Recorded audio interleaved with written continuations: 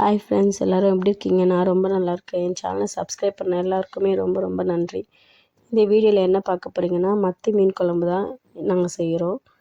மத்தி மீன் நம்மளோட உடம்புக்கு ஒமேகா 3 கொழுப்பு அமிலங்கள், விட்டமின் டி, கால்சியம் ஆகியவற்றுக்கு ரொம்ப ரொம்ப நல்லதுங்க. இது இதய ஆரோக்கியத்துக்கும் ரொம்ப நல்லது. நோய் எதிர்ப்பு சக்தி அதிகரித்து எலும்புகளை வலுப்படுத்துகிறது. வாரத்துக்கு ஒரு முறையாவது இந்த மத்தி மீனை சாப்பிட்றது ரொம்ப ரொம்ப நல்லதுங்க.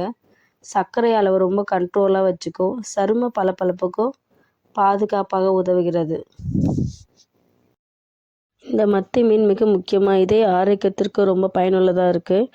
இதில் உள்ள ஒமேகா 3 கொழுப்பு அமிலங்கள் இதய சுவர்களில் ஏற்படும் பாதிப்பை குறைத்து இதய நோய்களை தடுக்கும், எலும்புகளை வலுவடை செய்யும். இதில் உள்ள விட்டமின் டி மற்றும் கால்சியம் அதிகமாக உள்ளதால் எலும்பு ஆரோக்கியத்துக்கு மிக மிக நல்லது.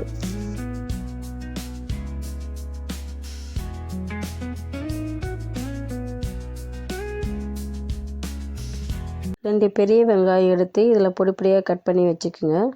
ஒரு 3 சின்ன தக்காளி எடுத்து அதையும் பொடிப்பொடியாக கட் பண்ணி வச்சுக்கோங்க.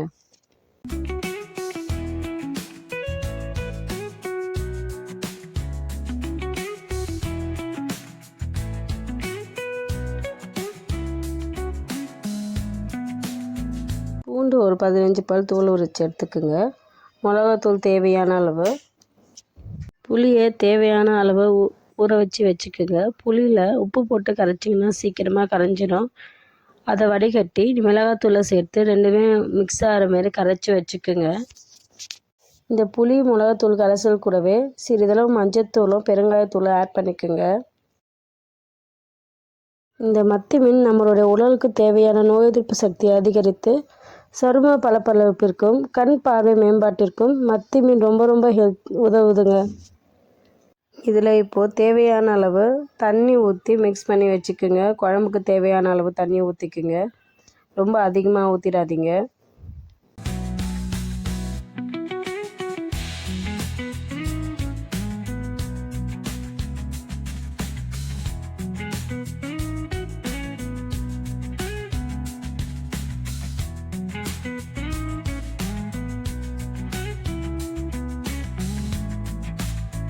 இப்போ அடுப்பு பற்ற வச்சு கடாயை வச்சுக்கலாம். கடாய் நல்லா சூடானதுக்கப்புறம் தேவையான அளவு 2 குழிக்கரண்டி எண்ணெய் ஊற்றிக்குங்க. எண்ணெய் நல்லா சூடானதுக்கப்புறம் 1 ஸ்பூன் வெந்தயம், 1 ஸ்பூன் கடுகு இதில் ஆட் பண்ணிக்கலாம். வெந்தயம் நல்லா பொன்னிறம் ஆனதுக்கப்புறம் வெங்காயத்தை இது கூட சேர்த்துக்கலாம். நம்ம வெங்காயம் சேர்க்கும் போதே பூண்டை இது கூட சேர்த்து ஆட் பண்ணிக்கோங்க.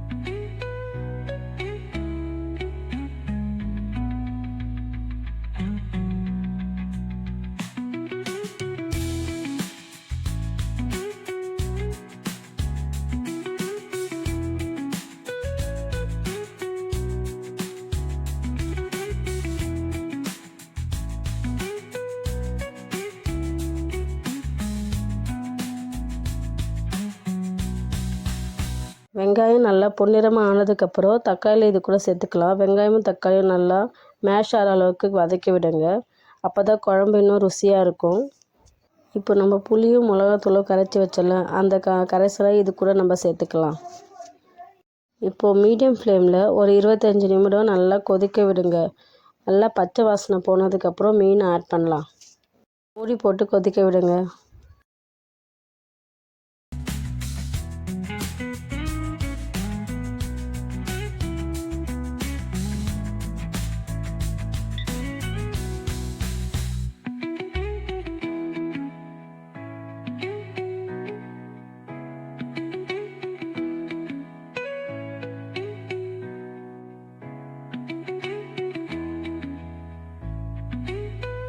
இப்போ குழம்பு நல்லா கொதிச்சிச்சு. நம்ம கழுவி வச்ச மீனை இது கூட சேர்த்துக்கலாம். மீன் போட்டு ஒரு 2 நிமிஷம் மூடி போட்டு கொதிக்க விடுங்க. மீன் வெந்துடும். ரொம்ப ஓவராக குக் பண்ணாதீங்க.